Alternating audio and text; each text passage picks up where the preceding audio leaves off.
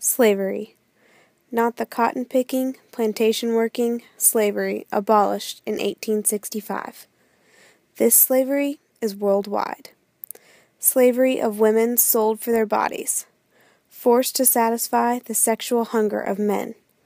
This is known as the modern-day slavery of our time. Sex trafficking affects 27 million people in our world, bringing in $32 million in illegal profits each year. Human trafficking itself is defined by United States law as children involved in the sex trade, adults age 18 or over who are coerced or deceived into commercial sex acts, and anyone forced into different forms of labor or services. It is fueled by supply and demand just like any other industry.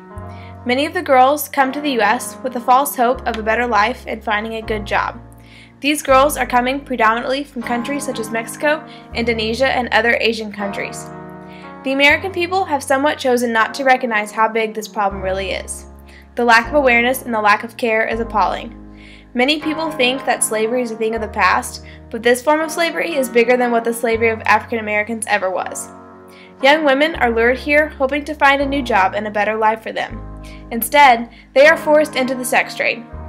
This includes women being kept in dark places and having to service many men a day, sometimes up to 25 clients without the benefit of being able to keep their profits.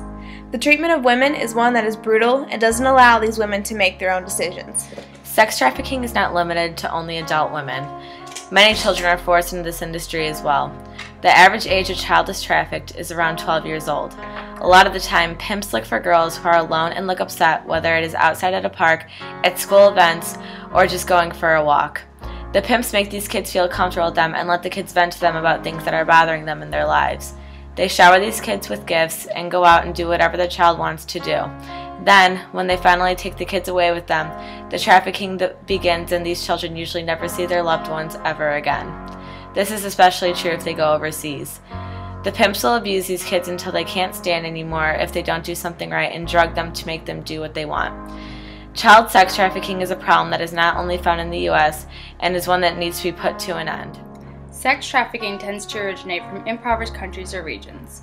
In many of these countries, there is little or no government protection for those who are trafficked, and there are very few ways for the victims to seek help. According to Marissa Cincerillo, the areas with the highest concentration of victims who come into the United States are from East Asia and the Pacific, with millions every day being subjected to trafficking, specifically in Southeast Asia alone. According to Zhang Ju Na, 80% of Korean tourists were unaware that sex tourism in Southeast Asia was illegal. This explains the kind of attitude that many countries present. They do not strictly enforce prostitution laws and do not take it seriously. According to George Shelley, the laws in numerous countries have been studied and led to the conclusion that the laws are insufficient in providing protection and relief to the victims of sex trafficking. Whether this horrendous crime occurs around the world or in our own backyards, there are laws put into place to help the victims and to punish the perpetrators. Current United States legislation, more specifically the Trafficking Victims Protection Act, aims to protect and aid the victims of trafficking and to punish traffickers appropriately.